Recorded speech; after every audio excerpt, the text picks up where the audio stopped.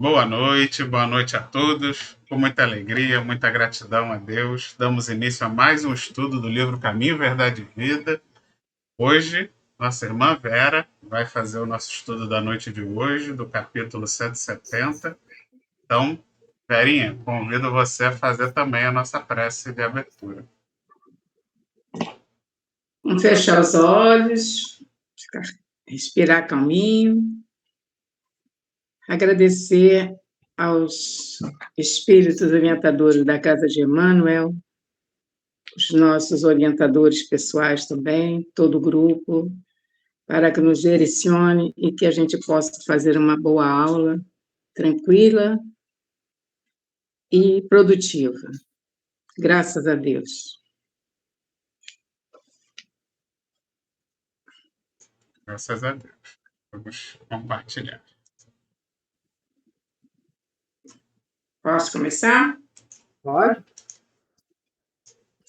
Espera Hoje, só um pouquinho como que eu o Vitor falou, né? compartilhar a tela aqui. Tá. Tá quase. Tá quase. Mas eu estou com a minha escrita aqui, não tem problema. Agora pode. É o capítulo 170, né? Domínio espiritual. O João 16:32, tá assim: não estou só, porque o Pai está comigo. Mas, na realidade, o versículo não é só esse pedaço, o versículo é maior. Eu peguei aqui: eis que chega a hora e já se aproxima em que vós sereis dispersos, cada um para a sua parte, e me deixarei só. Mas não estarei só, porque o Pai está comigo. Quer dizer, esse é o versículo todo, onde ele só retira essa última parte, né? Eu vou fazer um pouco diferente hoje, vou falar um apanhado geral e depois nós partimos para cada versículo. Na realidade, eu vou começar assim pelo final do texto. Jesus, suspenso no madeiro, roga desculpas para a ignorância do povo. Sua lição de domínio espiritual é profunda, revelando a necessidade de sermos nós mesmos. Nos momentos mais difíceis da vida, de consciência tranquila, elevada, à divina justiça e de coração fiel, dirigido pela divina vontade. Com isso, temos uma reflexão para nós mesmos. Por que não dominamos os outros? Porque forte e poderoso é aquele que domina a si mesmo, chegando ao mundo espiritual como vencedores. Então, esse é assim um apanhado geral do texto. Agora vou começar ali a primeira parte.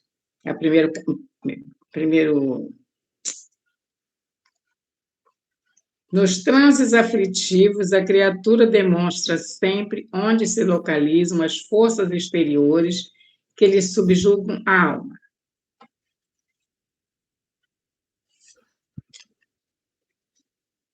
As provas mais intensas, se for falar um pouco sobre isso, as provas mais intensas são reveladoras. Às vezes relutamos em ver as dores, mas são, na realidade, o que rege a nossa vida.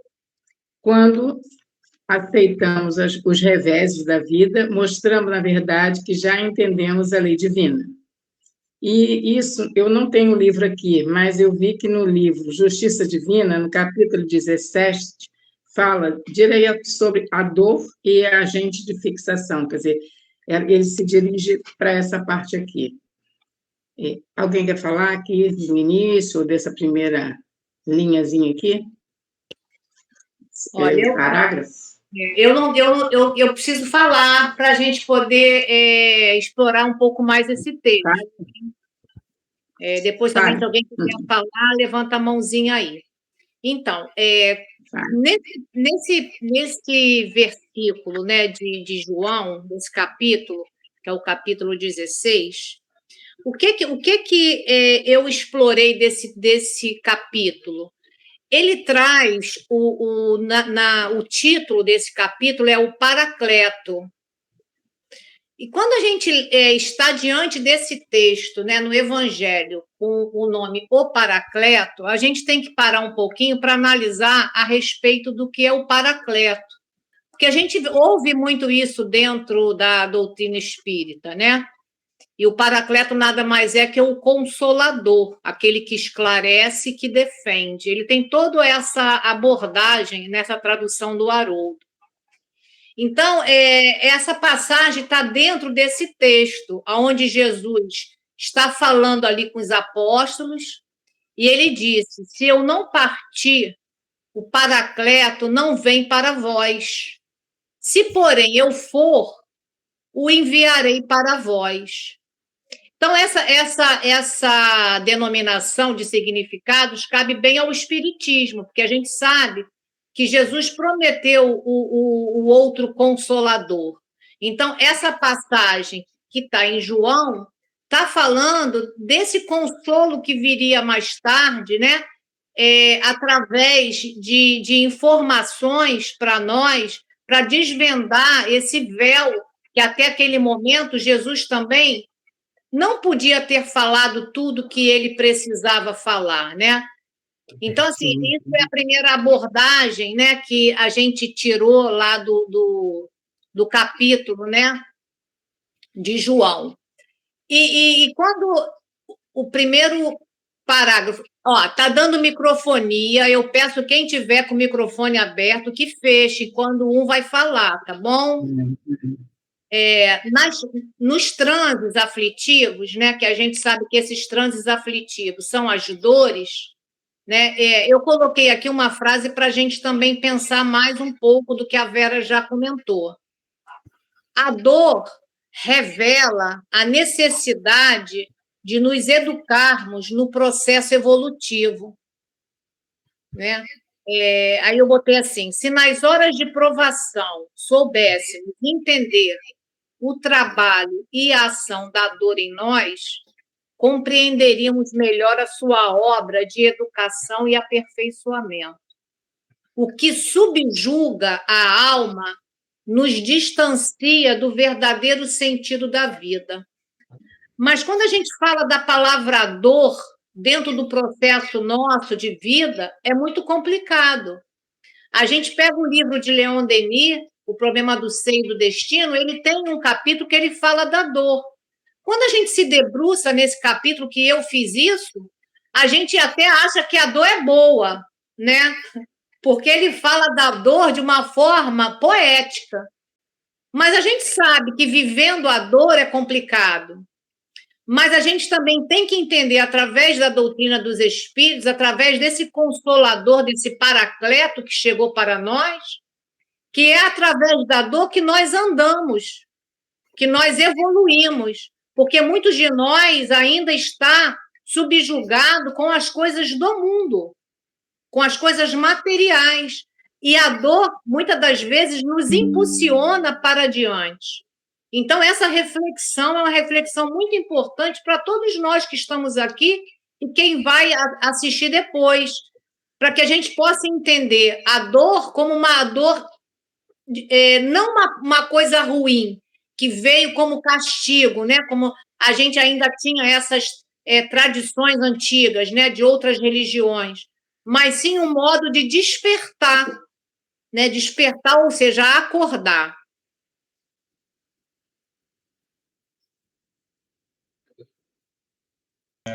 Essa frase. Oi, Verinha, pode falar, desculpa. A Júlia falou aí exatamente o que eu ia falar sobre esse que eu vou ler agora. E mais algumas coisas que ela falou, ela pegou já um apanhado também. Ela não desmembrou hoje. Vamos ver aqui. Você fala, Vitor, o que você queria falar? Não, que eu queria falar só desse primeiro parágrafo ainda, que me lembrou o Helder, né? Ele sempre bota essa questão que a gente já acha que é bonzinho demais, que estamos já bem evoluídos, e aqui ele deixa claro, né, que é nesses momentos aflitivos que a gente realmente descobre a nossa posição real, né? Diante realmente das dores e dos sofrimentos. Aí é que a gente, quando em português bem popular, né, quando a porca torce o rabo, é que a gente vê realmente até que ponto que a gente está disposto e consegue ter força para resistir sem reclamar, né? Sem realmente blasfemar. Então, realmente é bem interessante, né? A gente vai ver agora mais para frente aí os casos específicos. Uhum. Vou continuar. Nas grandes horas de testemunho, no sofrimento ou na morte, os avarentos clamam pelas posses efêmeras, os arbitrários exigem a obediência de que se julgam credores, os supersentimentalistas reclamam o objeto de suas afeições. Aí eu coloquei, justamente para pegar esse pedaço aí, o que a Júlia falou, a dor revela o que vai dentro de nós e também a força de cada um dentro de si também, né? Porque é através dessa dor, das dores em geral, que nós às vezes crescemos, seja sofrimento físico, qualquer coisa, às vezes nós paramos para refletir e com isso temos um crescimento. Claro que existem pessoas ainda que reclamam o tempo inteiro, sem nem sequer notar que precisam parar e pensar que nem tudo é sempre ruim. Então, isso é o que eu tenho que falar nesse pedacinho aqui. Quem quiser falar?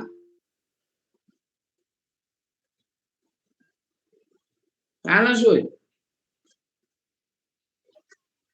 Eu vou deixar aqui também oportunidade para outras pessoas falarem, né? Então, se eu tenho que levantar a mão para outras pessoas também levantarem, né? Então, quer dizer, quando a Vera traz aí o estudo dela, eu evidentemente vou trazer a outra parte do que eu estudei.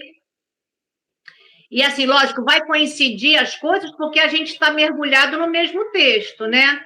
E a gente está falando a respeito desse domínio espiritual, que é o domínio que Jesus já tem, né? E que a gente está aí nessa busca. O que eu trago aí quando ele fala aí nas grandes horas de testemunho? Eu coloquei aqui para a gente pensar o seguinte, do livro Na Hora do Testemunho, é um livro do Chico, né, pelo Emmanuel, e ele fala de bênçãos ocultas. Então, tem lá essa parte para a gente pensar aqui. Chorar e sofrer. Sim, mas para reajustar, para elevar, para melhorar e para construir.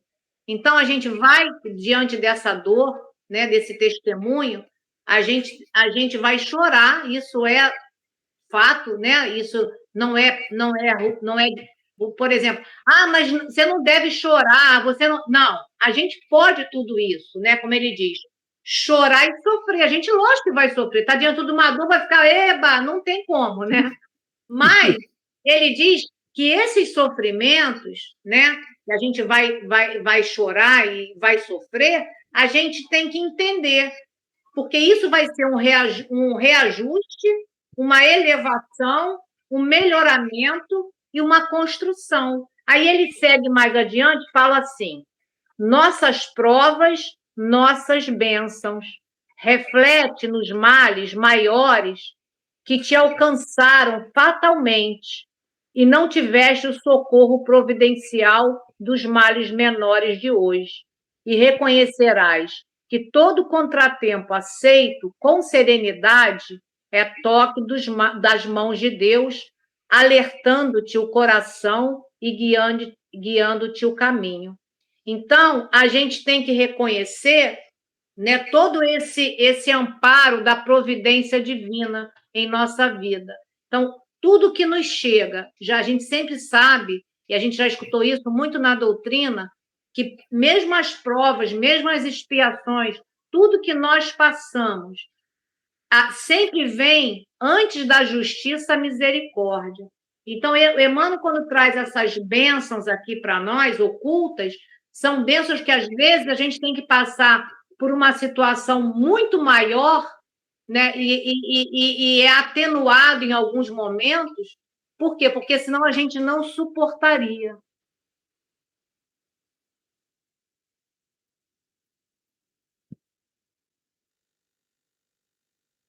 Alguém mais?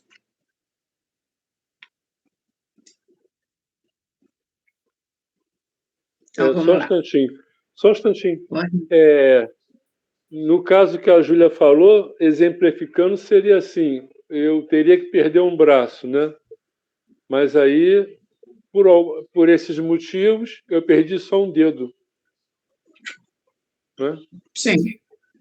Ou a qual maneira você recebe isso? Perder o braço?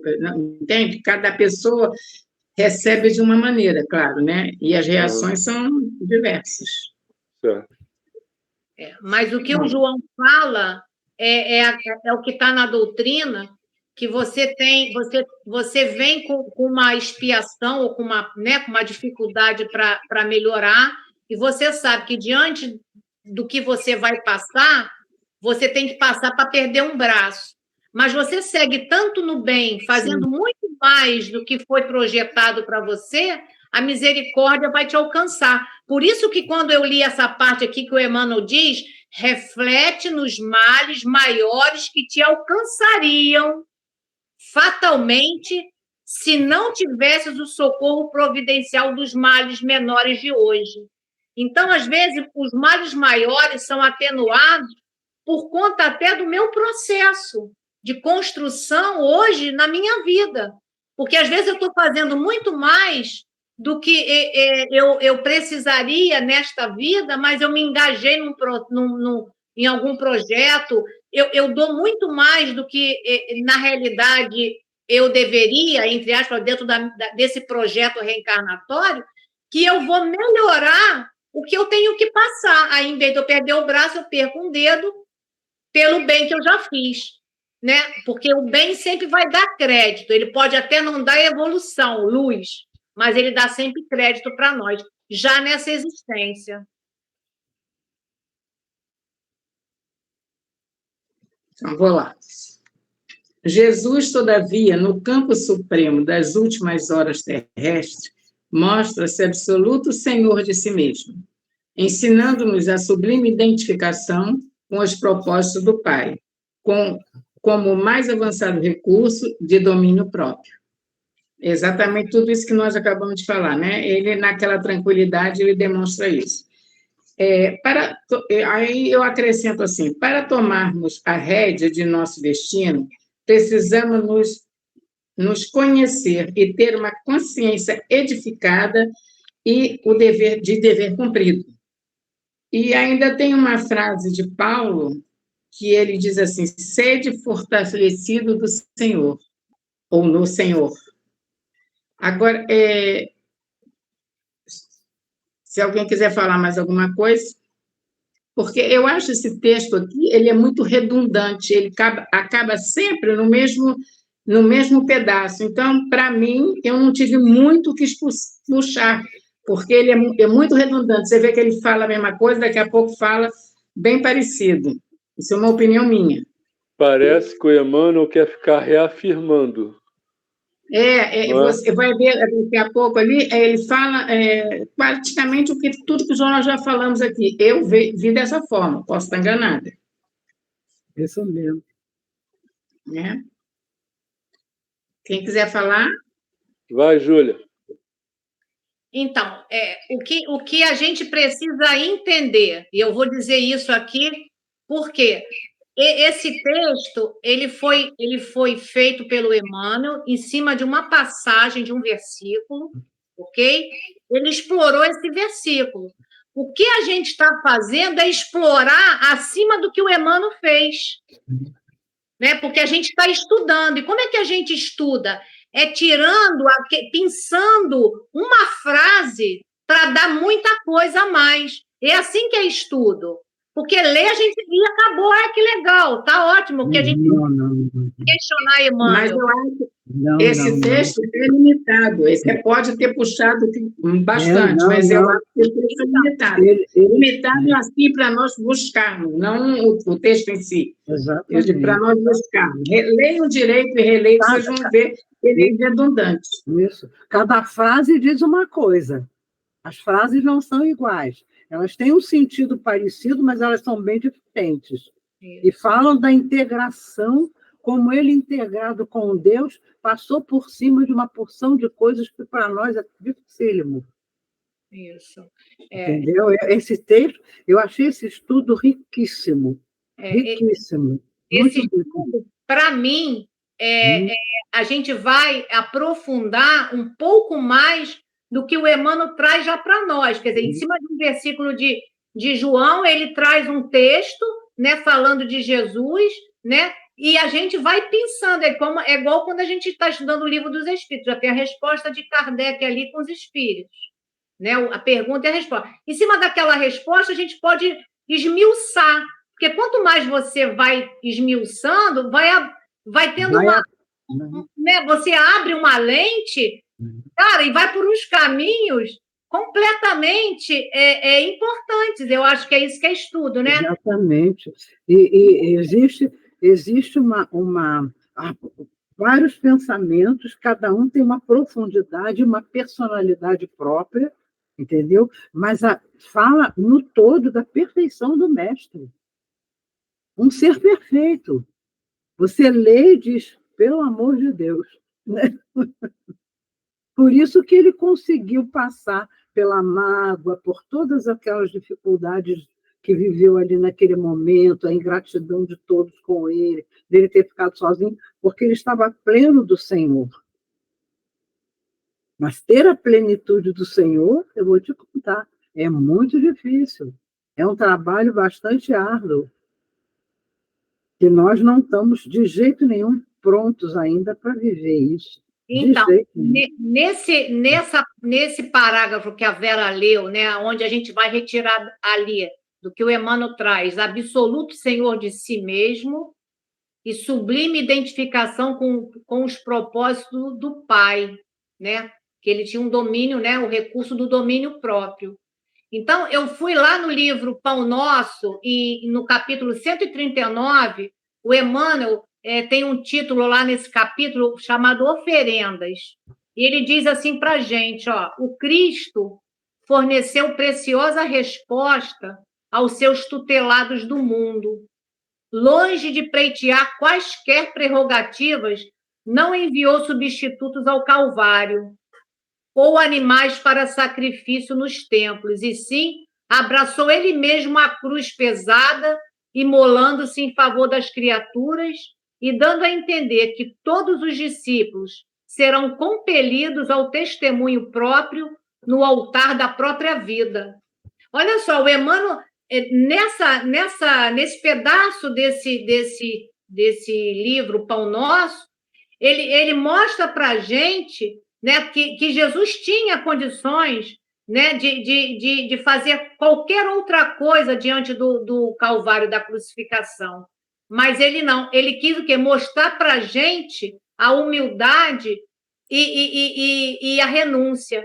Então, ele diz, e aí isso ele faz entender para nós, discípulos, que serão compelidos ao testemunho próprio no altar da própria vida, porque nós vamos dar testemunho da nossa vida, do que fazemos e como fazemos.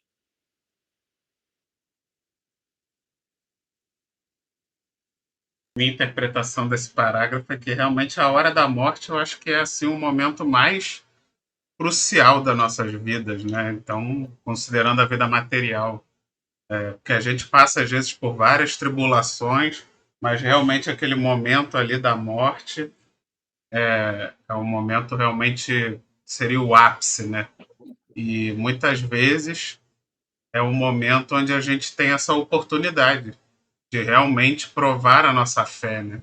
De realmente ali no leito de dor, por exemplo, né? Quem tem a oportunidade, né? Porque às vezes você morre de um jeito tão rápido que nem é dada essa chance, mas para muitos de nós que vamos talvez desencarnar de alguma forma mais lenta, por exemplo, num leito de hospital, aquele momento ali que você percebe que realmente está chegando o fim, é um momento onde você pode provar perante ali os seus familiares, perante os seus amigos, perante a todos que são as nossas testemunhas de vida, fazer como Cristo fez, né?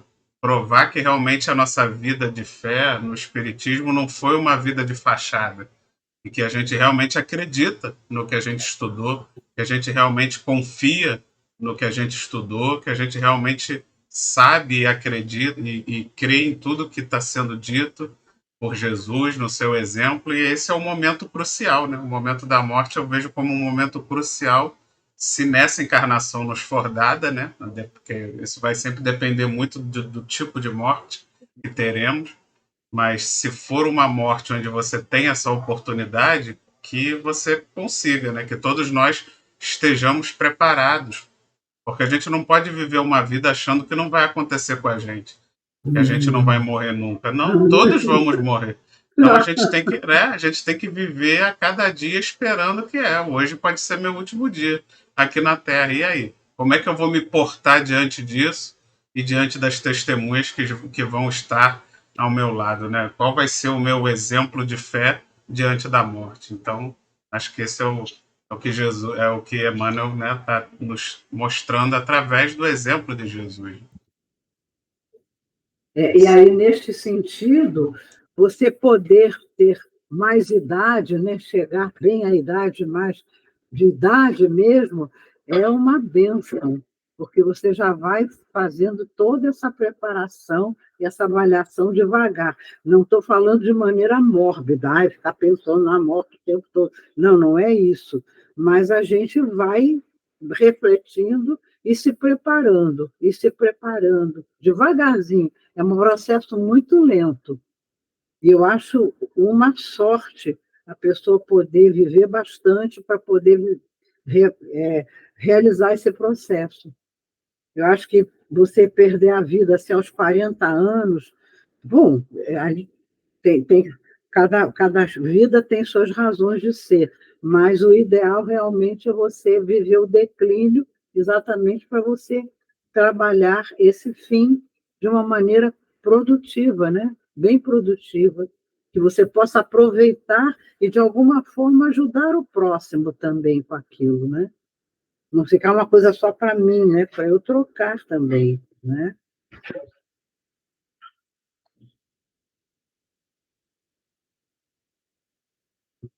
Deram uma bênção a vida longa nesse sentido, né? Porque Claro. É mais fácil, a pessoa tem mais tempo de amadurecer, Muito de estudar mais. e de se conscientizar, Isso, né? isso. Com certeza. E de fazer... É mais uma oportunidade que a pessoa, quando tem uma encarnação que permite, né, uma vida longeva, dela ter. Tipo assim, eu diria que é mais responsabilidade, né? Porque quanto mais a gente vive, maior é a sua responsabilidade nessa hora derradeira de dar o bom exemplo.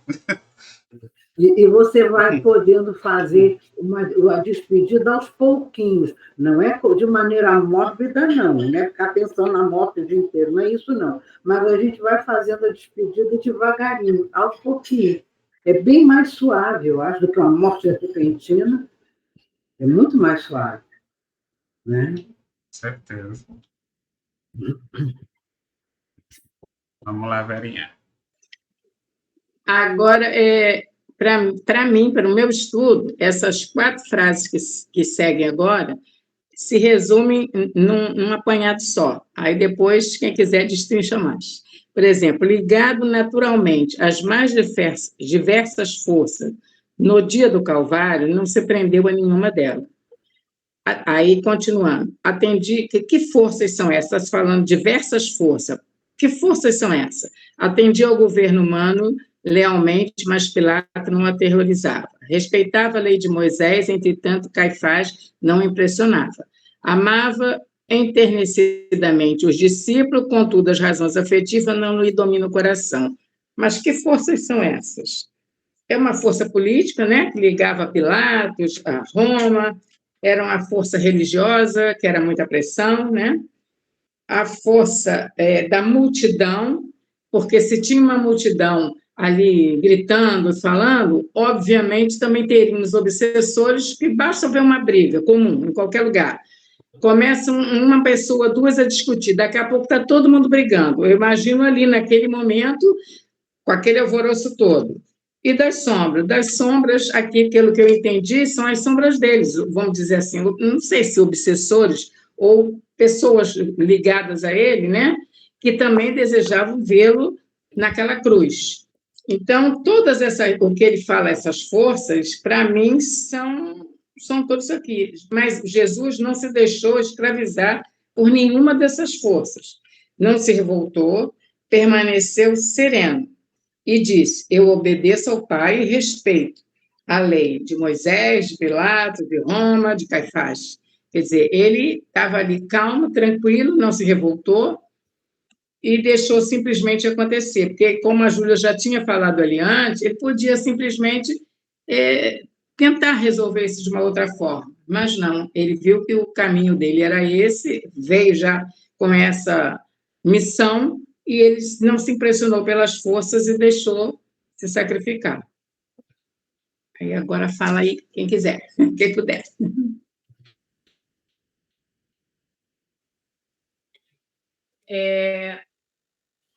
Eu coloquei, evidentemente, quer dizer, não deixa de ser a mesma situação vista por um outro ângulo.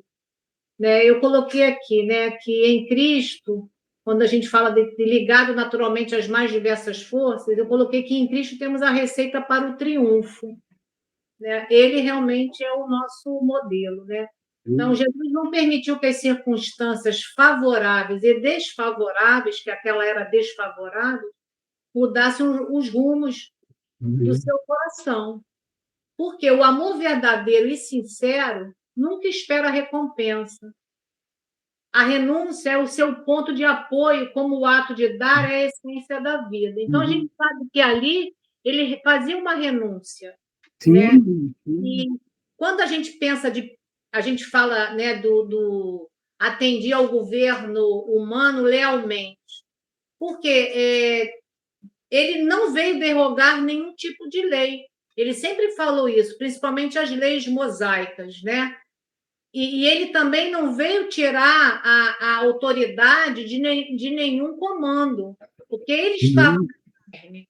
Né? Então, quando você está na carne, você sabe que você segue regras.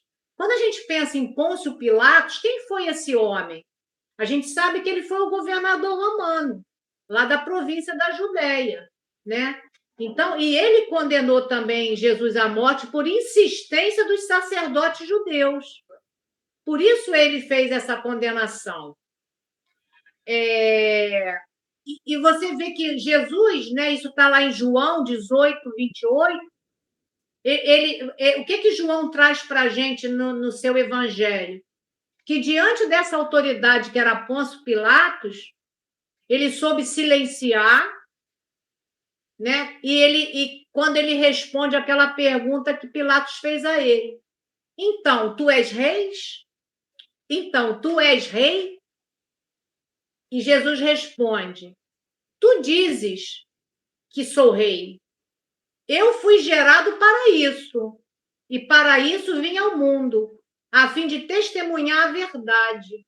Todo aquele que é da verdade ouve a minha voz. Então, esse rei não é o rei das coisas materiais. Né? Então, ele diz: quem testemunhar a verdade? O que é a verdade? É o verbo que foi ele. Ele é o verbo que se fez carne. Então, ele é a verdade incorporada para que ele pudesse trazer as verdades de Deus. Né? E quando a gente vai mais adiante, quando ele fala de Caifás, que ele diz respeitava a lei de Moisés. Então, a gente vê em várias passagens que ele diz: não vim derrogar as leis, mas manteve a fidelidade a Deus diante das autoridades civis e religiosas. Né? Jesus comungou de modo perfeito com o amor divino quando acentuou: eu e o Pai somos um. E a gente vê que quem era Caifás? Porque essa live vai ficar aí para outras pessoas assistirem. Caifás foi o sumo sacerdote judaico, apontado pelos romanos para o cargo. Então, e Caifás acusou Jesus de blasfêmia e enviou ele a Pilatos. Foi nessa distribuição, Caifás envia ele para Pilatos. No outro parágrafo, quando a Vera leu, amava enternecidamente os discípulos. Essa passagem está também em João 15, 11, de 11 a 15. Que essa resposta que João traz para nós responde se amava enternecidamente os discípulos. Quando João diz assim, ó, lógico, João fala o que Jesus falou, né? Tenho-vos falado essas coisas para que a minha alegria esteja em vós e a vossa alegria se cumpra. Este é o mandamento, que ameis uns aos outros como eu vos amei. Ninguém tem maior amor do que este, ter alguém entregado sua vida por amor. Vós sois meus amigos e fazeis o que eu vos ordeno. Não mais vos chamo de servos, porque o servo não sabe o que faz o seu senhor. Eu vos tenho chamado de amigos, porque todas as coisas que ouvi junto a meu Pai vos dei a conhecer. Gente, esse é o maior amor que ele podia nos dar. Por isso que ele amava enternecidamente os discípulos, contudo, as razões afetivas não lhe dominavam o coração, porque ele tinha essa compreensão, ele já não chamava nem mais eles de servos, e sim de amigos. Por esse amor, ele fez a renúncia, e por esse amor, ele foi condenado à crucificação.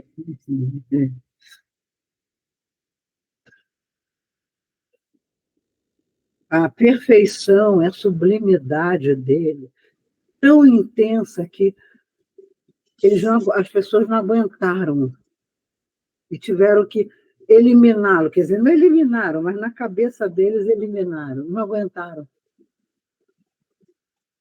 É perfeito demais, maravilhoso demais, sublime demais, tudo de bom demais.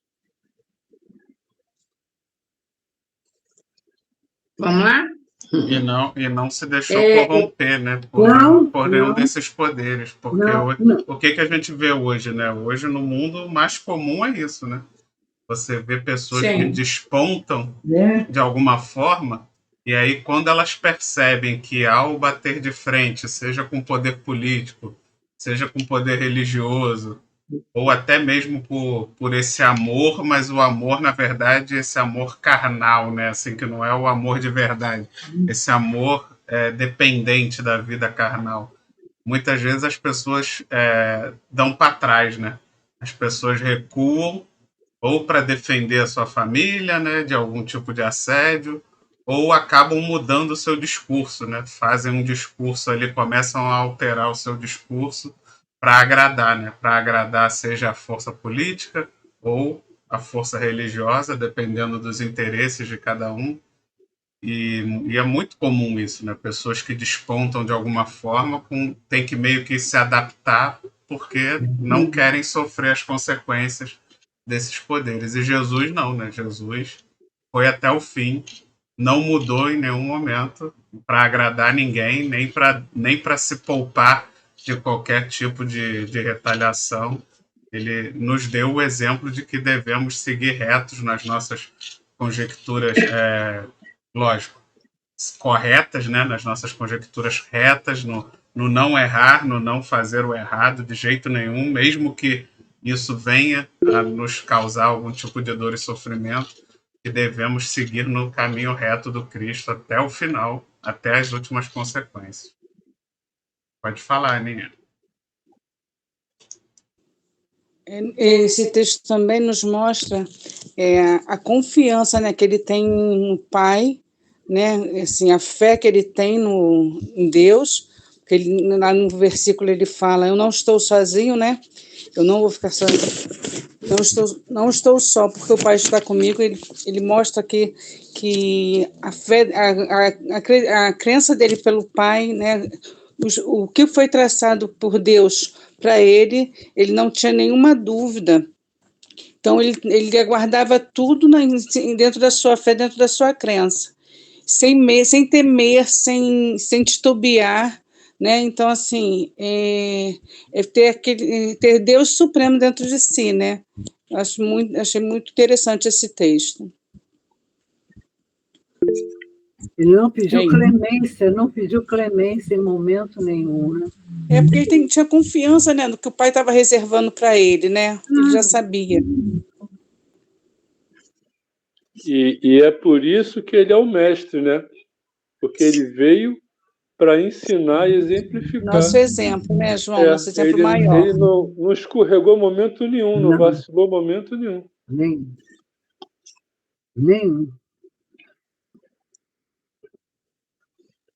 A Júlia falou ali no João, sobre João, né? Eu esqueci ali um pedaço.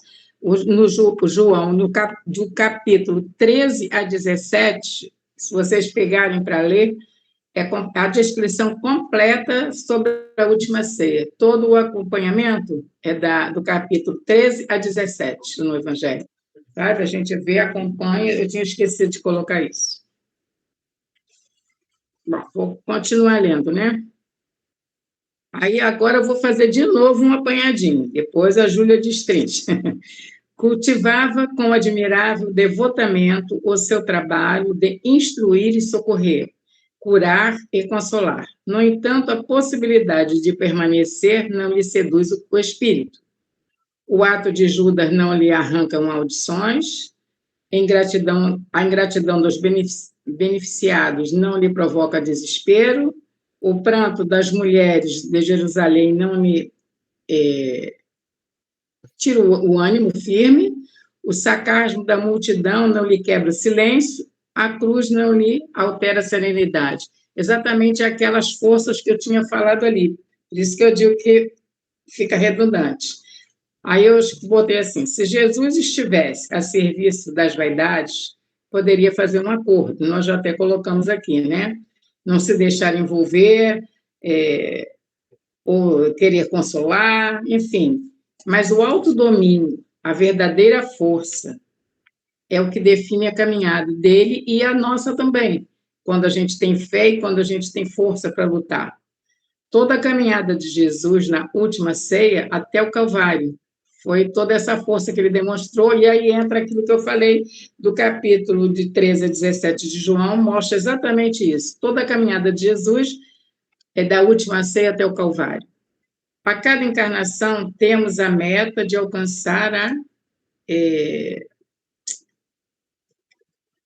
como é que é? Santidade. Escrevi aqui que nem eu estava entendendo.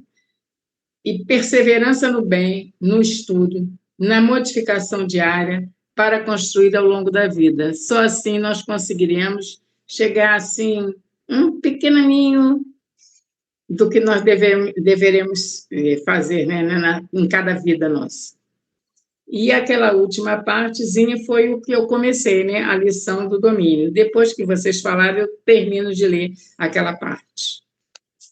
Aí fica à vontade quem quiser completar aí. Eu quero sim. Quando, nessa primeira parágrafo, né, do cultivava, né, esse devotamento ao seu trabalho de instruir, socorrer, curar e consolar, né? No entanto, a possibilidade de permanecer não lhe seduz o espírito. Quer dizer, permanecer onde? Aqui na Terra, né? Por quê? Por que não seduzia esse espírito, né? Porque eu coloquei aqui, ele tinha consciência da sua responsabilidade diante de todos nós e do compromisso espiritual como governador planetário.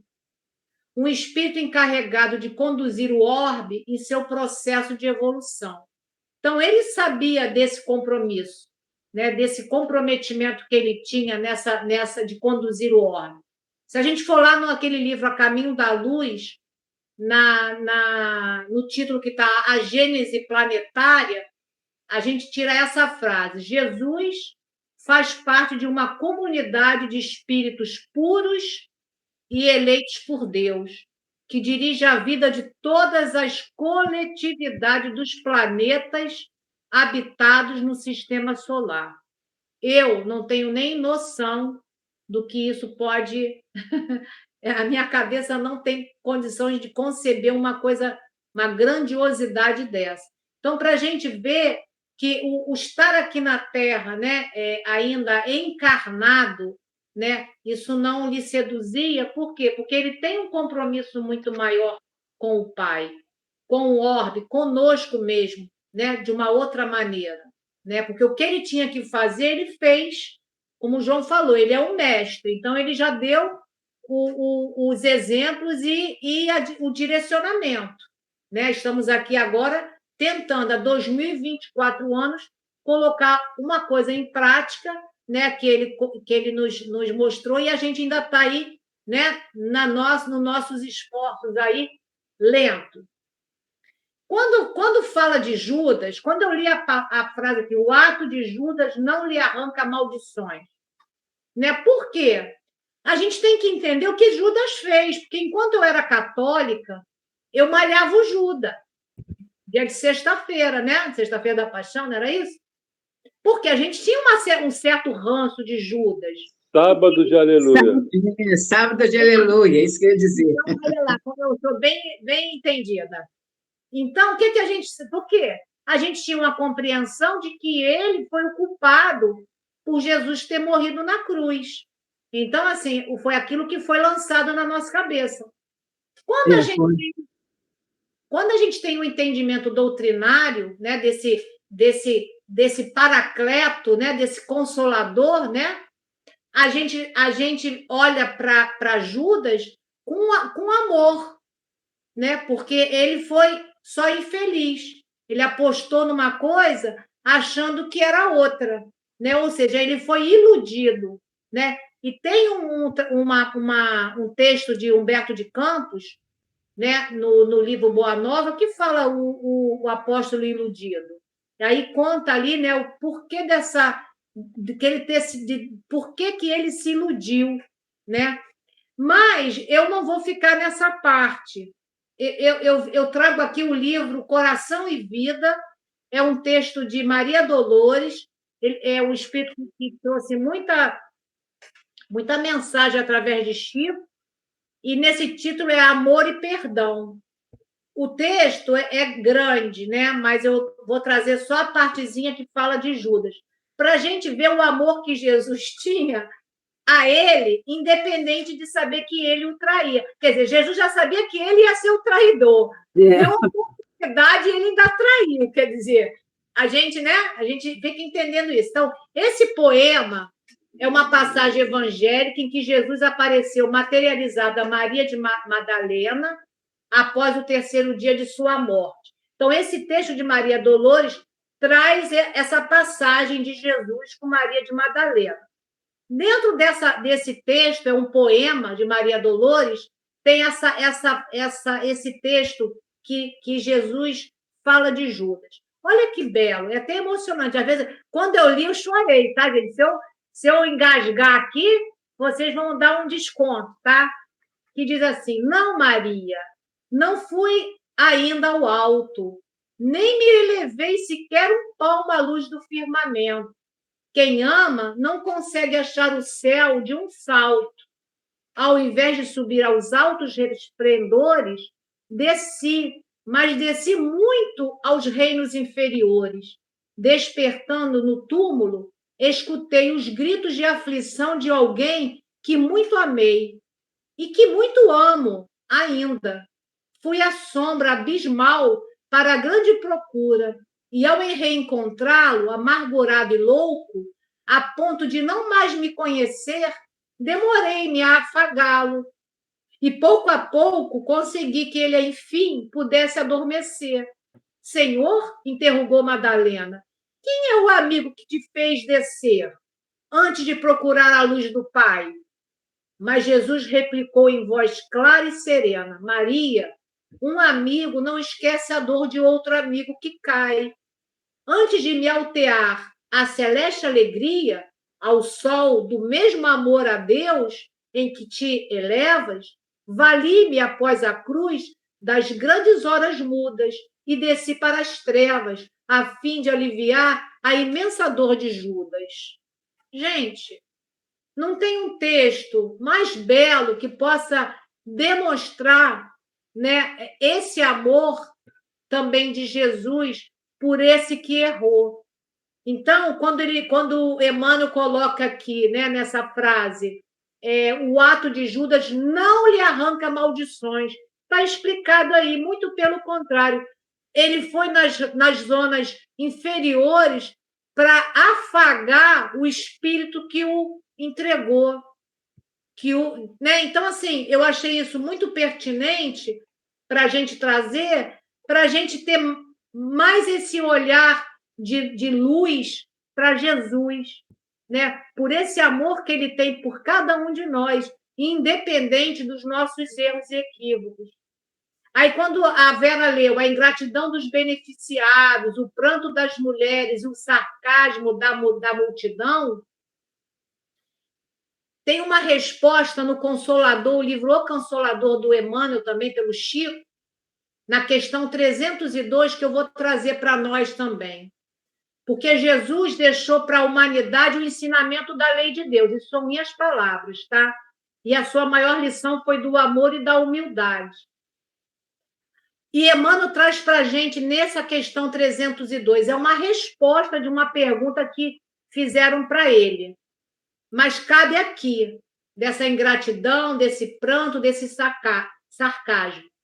Espírito encarnado ainda não ponderou devidamente o conjunto de possibilidades divinas guardado em suas mãos, dons sagrados tantas vezes convertidos em elementos de ruína e destruição.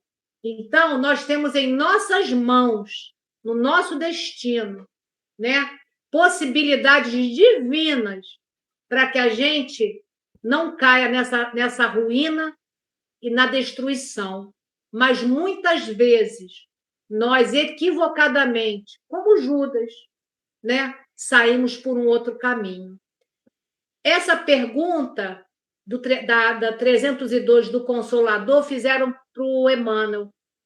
Como compreender a afirmativa de Jesus aos judeus quando ele fala sois deuses? Então, a resposta é isso que eu acabei de ler, e ele ainda diz mais, que o homem, todo, não é alguns, todo homem repousa a partícula da divindade. Então, em nós temos a partícula divina. Então, se a gente se equivoca, a gente sabe que a gente vai ter um outro caminho a seguir.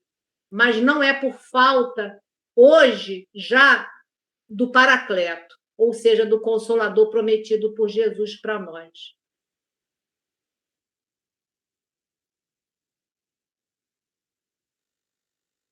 Mais alguém? Essa parte eu fiz uma correlação na minha cabeça do trabalho que a gente faz lá em Botafogo. A gente distribui lá um lanchinho para os moradores de rua e lê sempre uma mensagem do Cristo, né? Fazendo uma correlação com esse parágrafo, eu pensei assim: você achar que Jesus iria, né, tentar se manter vivo aqui encarnado por causa de continuar os seus trabalhos de cura e assim, seria a mesma coisa que você considerar que o lanchinho que a gente leva é mais importante do que a palavra, porque na verdade o lanchinho, assim como as curas que o Cristo fazia e todo esse trabalho material maravilhoso que o Cristo fazia, mas era uma necessidade material dos corpos encarnados, onde ele cumpria ali com a sua tarefa, assim como o lanchinho que a gente leva para os moradores é importante, porque o corpo físico necessita do alimento para poder estar, né, poder estar concentrado, para poder estar conseguindo captar as informações. Mas o mais importante é a mensagem, né? O mais importante é a palavra do Cristo. Isso é que interessa. O resto é só necessidades materiais que precisam ser supridas para que se consiga dar o outro passo. Então, não faz sentido nenhum Jesus querer se manter encarnado por causa dessas atividades materiais, quando, na verdade, a missão principal é que interessava, né? A missão que era deixar o seu exemplo de vida, e principalmente ali no momento do Calvário, era o mais importante. Essas coisas materiais e que acabava ali rendendo, né? Ele, com certeza, por curar as pessoas, ele, com certeza, ficava ali com aquele séquito de pessoas adorando ele, querendo receber cada vez mais desses benefícios materiais. Só que isso não causava em Jesus nenhum tipo de vaidade. Ele tinha plena consciência de que aquilo era apenas uma tarefa passageira necessária por causa dos corpos materiais ainda muito endurecidos, que nós, nessa fase da evolução, ainda necessitamos, e que era, né, não era o mais importante, era simplesmente transitório e necessário para aquele momento. Então, é isso que a gente tem que ter também. Eu acho que também a gente pode ligar para os nossos trabalhos materiais, né, que todos nós temos alguma atividade, alguma profissão, e termos essa consciência da importância que sim, de desempenharmos bem as nossas tarefas, os nossos deveres, porque socialmente cada um na sua profissão ajuda a manter uma sociedade cada vez melhor, mas tendo essa convicção de que não somos insubstituíveis, que não é isso o mais importante, né? Que isso é apenas uma ferramenta da matéria para desenvolver as nossas capacidades.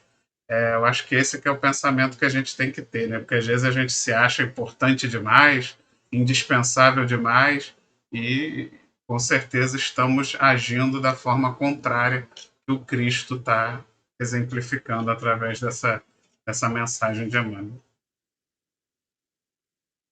Pode ir lá, Verinha. Aquele pedaço final, que na realidade eu comecei, mas vamos completar aqui. Sua lição de domínio espiritual é profunda e imperecível. Revela a necessidade de sermos nós mesmos. Nos transes mais escabrosos da vida, de consciência tranquila, elevada, a divina justiça e de coração fiel, dirigido pela divina vontade. E assim, eu acho que completa exatamente tudo aquilo que nós falamos, né? Em todos os apanhados, as coisas que tem nos livros, no Evangelho, enfim. Quem quiser completar, eu já completei. Eu vou trazer sobre a cruz. Eu acho que isso é muito importante, isso eu estudei com Haroldo para entender essa cruz, né? Então, há uma mensagem gloriosa da cruz. E ele diz assim: não há derrota na carne, não há derrota na carne que a vitória do Espírito não apague. Olhar para ela, para a cruz, lendo-a junto com o domingo da ressurreição. Por que a gente precisa ler junto com esse domingo da ressurreição? Porque a ressurreição é a glória espiritual, é o estado de plenitude. Então, a reencarnação, quando a gente... ressurreição, perdão. Domingo da ressurreição. Ressurreição é glória espiritual, estado de plenitude. Quando a gente vai estudar dentro da doutrina sobre a palavra ressurreição, seria o ápice de quando você chega num momento onde você não tem mais necessidade da reencarnação, né? Então, é esse olhar, quando a gente estuda com Haroldo, com Saulo, que a gente vai entender, porque assim, quando a gente fala ressurreição, é voltar na carne. Mas não, isso aí é quando você já não tem mais necessidade de retornar à vida material, né? Então, existe a ressurreição, ou seja, é o estado total de plenitude. Jesus não precisava passar por nenhuma necessidade que a cruz traz de desagradável. Quais são as necessidades que a cruz traz de desagradável? É o ódio, a solidão, a derrota, o insulto. Nada disso Cristo precisava passar, porque ele já possuía essas conquistas. Agora, esses sofrimentos são portadores, mas para nós, que ele diz assim, porque ele já possuía essas conquistas, que esses sofrimentos são portadores, mas sabia que nós precisávamos. Por ele saber que nós precisávamos desse entendimento, ele se deixou crucificar. Então, nós é que temos que tirar da cruz essa lição, né? Não era Jesus que precisava, né? E quando ele fala, né, que lá no madeiro ele suspenso, ele roga, né, desculpas para a ignorância do povo, é quando ele diz, né, porque a comunhão, como a Dorô falou, ele tinha uma comunhão total com Deus, né? Por isso que ele diz: Pai, perdoa-lhes, pois não sabem o que fazem. É nessa hora que ele fala isso, para perdoar nós que estávamos de lá e hoje estamos aqui ainda, né? E esse último parágrafo também eu achei muito legal, porque quando diz que a sua lição de domínio espiritual é profunda e imperecível. Eu trouxe aqui o capítulo 6 do Evangelho, o Cristo Consolador. Está do item 5, eu peguei coisas do item 5 e do item 8, que o Espírito de verdade nos traz. Irmãos, nada perece. Jesus Cristo é o vencedor do mal. Sede os vencedores da impiedade. O que é impiedade, gente? É a crueldade, é a falta de fé, é a falta do amor a Deus. Em verdade vos digo, os que carregam seus fardos e assistem os seus irmãos são bem-amados meus. Instruí-vos na preciosa doutrina que dissipa o erro das revoltas e vos mostra o sublime objetivo da aprovação humana. Então, o objetivo da aprovação humana ainda é necessário pela nossa rebeldia, pela nossa crueldade, pela nossa falta de amor e falta de fé. Então, que a gente tenha nesse texto o entendimento que nós chegaremos a ter esse domínio espiritual de entender o que estamos fazendo aqui e para onde vamos. O que necessitamos fazer aqui para que a gente saia daqui melhor do que quando aqui reencarnamos. Esse domínio Jesus já tinha. Ele só veio por amor. Só por isso. Por amor e por humildade.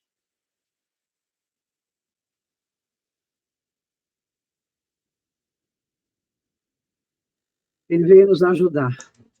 Veio nos ajudar. Foi isso. Estamos aí com 1 hora de estudo. É. Quero agradecer a Verinha pelo estudo da noite de hoje, por nos guiar nessa mais um capítulo, né, maravilhoso de Emmanuel. Agradecer a presença de todos mais uma vez, sempre falando, né, sem vocês o estudo não existe. E que possamos, né, compartilhar com os nossos amores, com os nossos familiares, com os nossos amigos e até mesmo com aqueles que talvez ainda nos considerem, não vou dizer nem como inimigos, né? Eu acho que ninguém aqui tem inimigo, mas talvez não simpatize muito com a gente. Acho que a gente possa compartilhar esse estudo de amor, principalmente com eles, né? Para que a gente possa se entender. E vamos, então, finalizar o estudo da noite de hoje, pedindo para o João, que vai nos guiar na semana que vem para fazer a nossa prece de encerramento. É uma boa ideia, eu estava pensando nisso mesmo. Os inimigos, né, eles não são inimigos, né? São os não amigos, né? Não amigos. A gente devia mandar mesmo para eles, para ver se encaixava assim, o parafuso que está frouxo, dava uma apertadinha. Mas vamos lá. Vamos fechar os nossos olhos. E é justamente por esse estudo que a gente está tendo, que a gente agradece sempre e mais uma vez a Jesus, nosso mestre, nosso irmão, os ensinamentos que ele trouxe para nós, né? Tudo que ele passou para poder nos exemplificar, nos fazer compreender o sentido de por que ele veio, para que ele veio, né? Por que a gente existe, por que nós existimos, né? Então, mais uma vez, obrigado, Jesus. Graças a Deus. Graças a Deus. Graças a Deus, pessoal. Fiquem com Deus. Uma excelente semana para todos. Boa noite a semana que vem. Na semana que vem, vamos estar pilhados. Estudem, porque vai ter arguição ao vivo. Tchau, Daniel. Tchau. Oi, Daniel, que lindo. Danielzinho.